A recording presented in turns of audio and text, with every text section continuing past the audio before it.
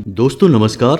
मेष राशि वाले मेरे मित्रों, अब स्वयं भगवान श्री कृष्ण आएंगे आपको आपकी हर एक तकलीफ से मुक्त करने के लिए, आपकी समस्याओं के समाधान के लिए और आपके जीवन को स्वर्ग जैसा सुंदर बनाने के लिए। जी हाँ दोस्तों, तो अब आपके मन में यह प्रश्न तो अवश्य आ रहा होगा कि आखिर ऐसा कैसे हो सकता है। तो ध्यान से सुनिए, आज के इस वीडियो में हम आपको बताएंगे भगवान श्री कृष्ण से जुड़ी हुई चीजों का घर में उपयोग करके घर में उत्पन्न होने वाली किसी भी प्रकार के दोष को कैसे दूर किया जा सकता है। जी हाँ दोस्तों, अब भगवान श्री कृष्ण से जुड़ी हुई कौन सी चीजें हैं, जैसे कि भगवान श्री कृष्ण की मूर्ति, फोटो या फिर उनकी मुरली और मोरपंख। जी हाँ दोस्तों, इन चारों चीज़ों का हम अगर सही तरह से इस्तेमाल करें तो हमारे घर में किसी भी प्रकार का दोष यदि उत्पन्न हो रहा है जिससे हमारी तरक्की रुकी हुई है तो वह आसानी से दूर किया जा सकता है। भगवान श्री कृष्ण से जुड़ी हुई चीज़ों की शक्ति बहुत अधिक होती है, इनसे बहुत अधिक सकारात्मक ऊर्जा उत्पन्न हो रही होती है। तो यदि ऐसे में हम इन चीज़ों का बुद्धिमानी से प्रयोग करें, शास्त्रों में बताई गई पद्धति के अनुसार उपयोग करें तो हमारा जीवन बदल सकता है दोस्तों। अब यहाँ पर ध्यान देने वाली बात यह है दोस्तों कि हर एक इंसान के घर में किसी न किसी प्रकार का दोष तो बना ही रहता है, चाहे आप कितना ही प्रयास क्यों ना करें, दोष मुक्त आप कभी हो नहीं सकते हैं। किसी न किसी प्रकार के दोष की पीड़ा आपको हमेशा बनी रहती है, जैसे पितृ दोष है, मातृ दोष है, देव दोष है या फिर वास्तु दोष या ग्रह दोष वगैरह वगैरह। तो यदि आप हर एक दोष का एक एक करके निवारण करेंगे तो यह भी उपाय कारगर होता है, लेकिन ऐसा कर पाना संभव नहीं है, इसके लिए बहुत अधिक समय और ऊर्जा लगती है।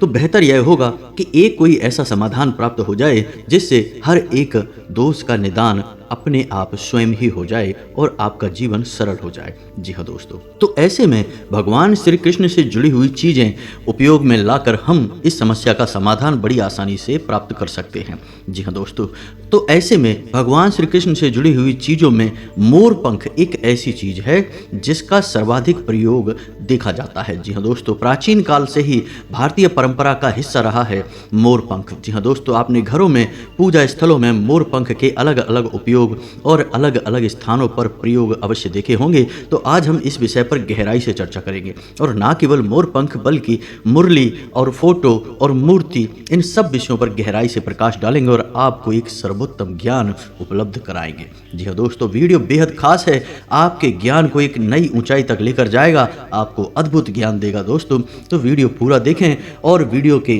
अंत में हम आपको 3 ऐसी भविष्यवाणियां बताएंगे जो आज के समय की ग्रह गोचर स्थिति पर आधारित होंगी और आपको बहुत बड़े लाभ देने वाली हैं। जी हाँ दोस्तों, तो आपको वीडियो अंत तक देखना है, वीडियो की हर एक बात को ध्यान से समझने की कोशिश करना है और जो भी उपाय और जो भी प्रयोग हम इस वीडियो में आपको बताएंगे, आप चाहें तो पेन और पेपर लेकर बैठे और उन्हें नोट कर लें और उन्हें अपने जीवन में उपयोग करें। फिर आपके जीवन में किस प्रकार के बदलाव आते हैं आप कमेंट करके हमें अवश्य बताएं। जी हाँ दोस्तों, तो चलिए वीडियो को प्रारंभ करते हैं, लेकिन वीडियो प्रारंभ करने से पहले आपसे एक निवेदन है कि कमेंट में पूरे भक्तिभाव के साथ जय माँ भद्रकाली लिखना ना भूलें।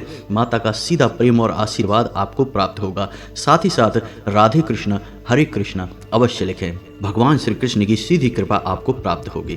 तो चलिए दोस्तों, आपको बताते हैं कि घरों में भगवान श्री कृष्ण से जुड़ी हुई चीजों को रखना क्यों आवश्यक है। भगवान श्री कृष्ण भगवान श्री हरि विष्णु के एक ऐसे अवतार हैं जो संपूर्ण 16 कलाओं से युक्त हैं और जीवन जीने की संपूर्ण कलाओं को और व्यवस्थाओं को सिखाते हैं। तो ऐसे में ऐसा माना जाता है कि भगवान श्री कृष्ण से जुड़ी हुई चीज़ों को हम यदि अपने घर में प्रयोग करने लगें तो हमारा जीवन भी सुंदर और सरल होने लगता है, दोष मुक्त होने लगता है। जी हाँ दोस्तों, तो अब ध्यान से सुनिए कि आपको क्या करना है। सबसे पहले हम बात करेंगे मोर पंख के बारे में। मोर पंख शुद्ध सकारात्मकता का प्रतीक है और प्राचीन काल से ही हमारे घरों में प्रयोग होता चला आ रहा है। जी हाँ दोस्तों, आप एक छोटा सा प्रयोग करके देखिए कि आप अपने घर के किसी ऐसे कमरे में मोर पंख लगाकर देखिए जहां छिपकली वगैरह ज्यादा रहती होंगी। यदि आप उस कमरे में किसी भी स्थान पर मोर पंख लगा देंगे तो उस कमरे से छिपकलियां पूर्ण रूप से बाहर निकल जाएंगी। जी हाँ दोस्तों, और ऐसा भी माना जाता है कि जिस घर में मोर पंख रखे होते हैं उस घर में कभी भी कोई भी जहरीला जीव जंतु नहीं आता, जैसे सांप या बिच्छू वगैरह। जी हाँ दोस्तों, तो यह तो मोर पंख की शक्ति का एक छोटा सा प्रमाण है। बाकी आप मोर पंख को प्रयोग करेंगे तो आप खुद ही समझने लगेंगे। तो सबसे पहले हम बात बात करते हैं मोर पंख के प्रयोग के विस्तार से समझने के बारे में। जी हाँ दोस्तों, तो सबसे पहले यदि आप मोर पंख को उत्तर दिशा में रखते हैं, अब ऐसे में आपको ध्यान यह देना है कि कभी भी एक मोर पंख कहीं भी स्थापित नहीं किया जाता है।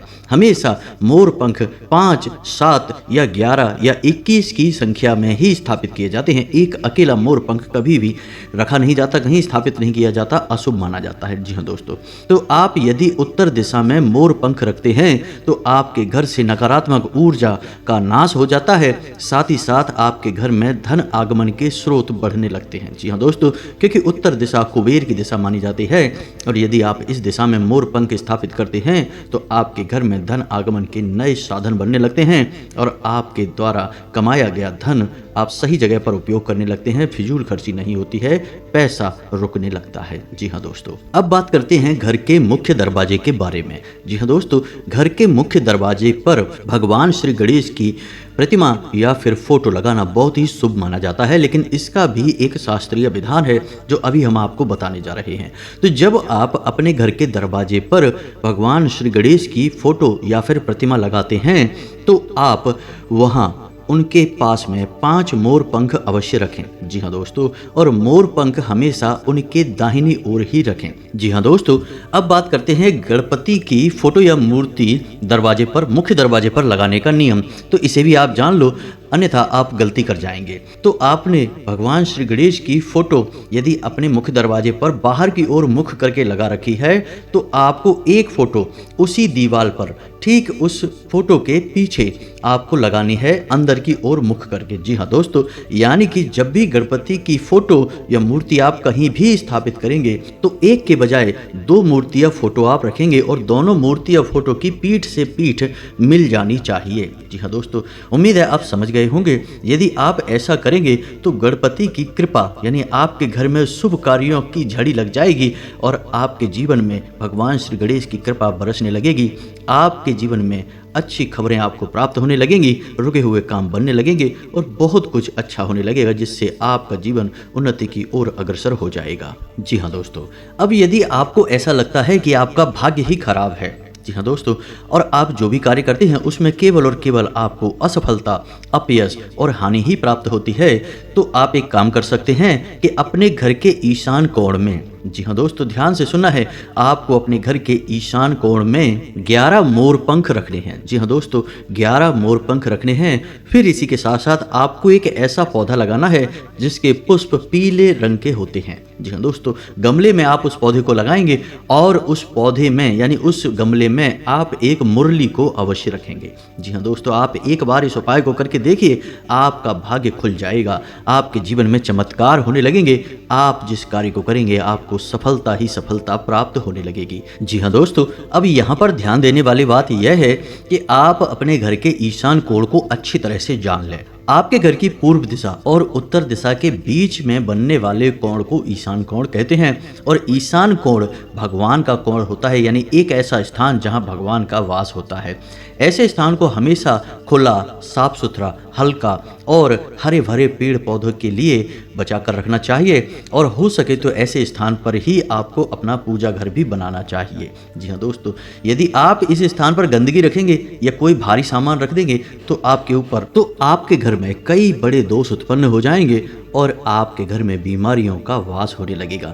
जी हाँ दोस्तों, जिन लोगों के घर में ईशान कोण साफ सुथरा नहीं होता या भारी होता है या फिर वहाँ प्रकाश की भरपूर व्यवस्था नहीं होती, उस घर से बीमारियाँ कभी बाहर नहीं निकलती। उनके घर में पैसा केवल और केवल बीमारियों में ही खर्च होता रहता है। जी हाँ दोस्तों, आप ध्यान से सुनिए कि आपके कार्यस्थल पर भी आप मोरपंख का प्रयोग कर सकते हैं, मुरली का प्रयोग कर सकते हैं और आप देखेंगे कि चमत्कार हो जाएंगे। आपके कार्यस्थल पर आपको बहुत उन्नति प्राप्त होगी, चाहे आपका व्यापार हो, चाहे आपकी नौकरी हो। जी हाँ दोस्तों, तो आपको करना क्या है, आपके कार्यस्थल पर जहां आप बैठते हैं, जहां आप अपना काम करते हैं, उस कमरे की दक्षिण दिशा में आपको 5 मोरपंख स्थापित करने हैं और एक मुरली या फिर मुरली की फोटो आपको लगानी है। जी हाँ दोस्तों, आप देखेंगे कि आपका काम धंधा व्यापार बहुत अच्छा चलने लगेगा और आपके जीवन में, व्यापारिक जीवन में आने वाली अड़चनें दूर होने लगेंगी। जी हाँ दोस्तों, अब बात करते हैं आपके घर के उत्तर पश्चिम कोने के बारे में। जी हाँ दोस्तों, यह कोना बहुत ही महत्वपूर्ण होता है क्योंकि यह चांद को समर्पित होता है। जल का कोना होता है, घर की ग्रह शांति के लिए बहुत आवश्यक होता है। घर में यदि कलेश रहता है, घर के सदस्यों के बीच आपस में प्रेम नहीं है और एक दूसरे से लोग बात करना भी पसंद नहीं करते हैं, तो आपको करना क्या है? तो आपको अपने घर के उत्तर पश्चिम कोने में 11 मोर पंख और एक मुरली की फोटो लगा देनी है। बस आप देखेंगे कि आपके घर में चंद्र से जुड़े हुए जितने भी दोष हैं वे सब शांत होने लगेंगे। जी हाँ दोस्तों, रुपए पैसे आपके घर में रुकने लगेंगे क्योंकि जल को पैसे से जोड़कर देखा जाता है और यदि जल की दिशा का आप निराकरण कर देंगे तो धन संपत्ति भी आपके घर में रुकने लगेगी। साथ ही साथ घर के सदस्यों में प्रेम भाव बढ़ने लगेगा, घर में किसी भी प्रकार का क्लेश समाप्त होने लगेगा। जी हाँ दोस्तों, अब यदि आप अपनी फिजूल खर्ची से परेशान है, यानी कि आप कितना ही पैसा कमाएं लेकिन पैसा रुकता ही नहीं है, अपने आप पहले ही बाहर जाने का रास्ता बना लेता है, यानी आपने कमाए 10,000 रुपए और पूरे के पूरे रुपए खर्च हो गए, उल्टा आपके ऊपर कर्जा ही लद गया। तो यदि आप ऐसी स्थिति से परेशान रहते हैं तो आपको मोर पंख से जुड़ा यह उपाय अवश्य करना चाहिए। कुछ ही दिनों में आप इसके सकारात्मक परिणाम देखेंगे। जी हाँ दोस्तों, तो आपको क्या करना है कि 11 मोर पंख और मुरली की एक फोटो या फिर एक मुरली अपने घर की दक्षिण पूर्व दिशा में, जी हाँ दोस्तों ध्यान से सुनना है, दक्षिण पूर्व दिशा में, जिसे अग्निकोण कहते हैं, इस दिशा में स्थापित कर देनी है। बस इतना सा कार्य आपको करना है, कोई विशेष पूजा पाठ नहीं करना है, बस आपको इतना सा करके छोड़ देना है और आप देखेंगे कि आपके घर में जो फिजूल खर्चियां हैं वे धीरे धीरे रुकने लगेंगी। किसी भी उपाय का प्रभाव धीरे धीरे होता है दोस्तों, लेकिन आपको अपने मन में आस्था और विश्वास तो बनाकर रखना ही पड़ेगा। जी हाँ दोस्तों, अब ध्यान से सुनिए कि यदि आपके घर में पति पत्नी के बीच में झगड़े होते हैं, जी हाँ दोस्तों, यदि आपके जीवन में दाम्पत्य जीवन में किसी भी प्रकार का क्लेश है तो इसके निवारण के लिए आप एक बहुत ही सुंदर उपाय कर सकते हैं और वह उपाय यह है कि आप अपने बेडरूम के जो मुख्य दरवाजा है उसके ऊपर राधे कृष्ण की एक बहुत ही सुंदर सी फोटो या मूर्ति स्थापित करें। फोटो स्थापित करेंगे तो ज़्यादा बेहतर रहेगा। आपको उस फोटो का पूजन नहीं करना है, बस आपको वहाँ उसे स्थापित कर देना है। जी हाँ दोस्तों, और इसी के साथ साथ आपको अपने बेडरूम के दक्षिण दिशा वाली दीवार पर 11 मोरपंख और साथ ही साथ मुरली की एक तस्वीर लगा देनी है। जी हाँ दोस्तों, यदि आप ऐसा करते हैं तो आपके जीवन में जो भी क्लेश है, यानी दाम्पत्य जीवन में जो भी क्लेश है, जो भी मतभेद हैं, समस्याएं हैं, दूर होने लगेंगी। और यह उपाय किसी ऐसे व्यक्ति के कमरे में भी किया जा सकता है जिसके विवाह में देरी हो रही है या वैवाहिक संबंध ठहर नहीं पा रहे हैं, जल्दी जल्दी से कोशिशें तो बहुत की जा रही हैं लेकिन विवाह हो नहीं पा रहा है, तो आप इस उपाय को उस इंसान के कमरे में भी करके देखिए। आप देखेंगे कि जल्दी से जल्दी उसका विवाह संपन्न हो जाएगा, दाम्पत्य जीवन बहुत ही सुंदर हो जाएगा। जी हाँ दोस्तों, अब आपको बताते हैं एक ऐसा उपाय जिसकी हर एक इंसान को आवश्यकता है, क्योंकि हर एक इंसान के किसी न किसी प्रकार के शत्रु तो अवश्य होते हैं। जी हाँ दोस्तों, चाहे आप संघर्ष कर रहे हैं या फिर आप सफलता की सीढ़ियां चढ़ रहे हैं, दोनों ही स्थितियों में लोग आपके विरोध में सोचते हैं और कार्य करते रहते हैं। तो ऐसे में आपको एक बचाव की, एक सुरक्षा कवच की बहुत अधिक आवश्यकता है। जी हाँ दोस्तों, तो आप ऐसे में 2 कार्य करेंगे। पहला कार्य तो यह है कि आप किसी भी मंगलवार के दिन हनुमान जी के मंदिर में जाएंगे और उनके मस्तक से थोड़ा सा सिंदूर लेंगे और उस सिंदूर को मोर पंख के बीचों बीच लगाएंगे। जी हाँ दोस्तों, और उसी दिन उस मोर पंख को किसी बहते हुए जल में प्रवाहित कर देंगे। जी हाँ दोस्तों, इससे आपके जो भी शत्रु होंगे उनका आपके ऊपर से ध्यान हटने लगेगा, अपने जीवन में उलझने लगेंगे, आपके बारे में सोचना छोड़ देंगे। दूसरा आपको यह भी करना है कि एक मोर पंख अपने साथ हमेशा रखना है। आप अपना जो पर्स है या जो भी एक ऐसा सामान है जो आप अपने पास हमेशा रखते हैं, उसमें आप छोटा सा एक मोर पंख अवश्य रखें, हमेशा अपने साथ रखें। आप देखेंगे कि कोई भी आपका कुछ भी बिगाड़ नहीं पाएगा। और आपके ऊपर यदि किसी प्रकार का दोष भी है, जैसे कि राहु दोष है, मंगल दोष है या किसी भी अन्य प्रकार का दोष है जो आपको भ्रमित करके रखता है, तो वह भी दूर होने लगेगा। यानी कि दिखने वाले और ना दिखने वाले दोनों प्रकार के शत्रुओं का नाश हो जाएगा। बस आप इस उपाय को करके देखेंगे तो। जी हाँ दोस्तों, यह उपाय बहुत ही शक्तिशाली है। आपको कोई भी इस उपाय के बारे में बताएगा नहीं, क्योंकि शास्त्रों में वर्णित हर एक बात को लोग इतनी स्पष्ट तरीके से सबको नहीं बताते हैं। अब ध्यान से सुनिए कि एक छोटा सा उपाय और भी है, जिससे आपके घर में धन लक्ष्मी का आगमन निर्बाध रूप से आएगा, कोई बाधा उत्पन्न नहीं होगी। अक्सर होता यह है कि मान लो कि आपने कोई छोटा मोटा कारोबार किया या नौकरी वगैरह की शुरुआत की, तो शुरुआत में आपको बहुत अच्छा फायदा होता है, लोगों से मान सम्मान और प्रेम सब कुछ प्राप्त होता है। लेकिन धीरे धीरे लोगों की रुचि आपके ऊपर से हटने लगती है, धन का आगमन भी धीमे धीमे कम होने लगता है और एक समय पर आकर सब कुछ रुक जाता है। जी हाँ दोस्तों, तो यह स्थिति उत्पन्न होती है क्योंकि लोगों की बुरी नज़र भी साथ साथ काम कर रही होती है। जब आप कामयाब होते हैं, सफलता की सीढ़ियाँ चढ़ते हैं, तब लोग आपसे जलने लगते हैं और उनकी बुरी नज़र आपके ऊपर काम करने लगती है, नकारात्मकता को आपके ऊपर एकत्रित करने लगती है। ऐसे में होता यह है कि आपकी सफलता में बाधा उत्पन्न होती है, रुकावटें उत्पन्न होती हैं। तो अब ऐसे में आपको क्या करना है?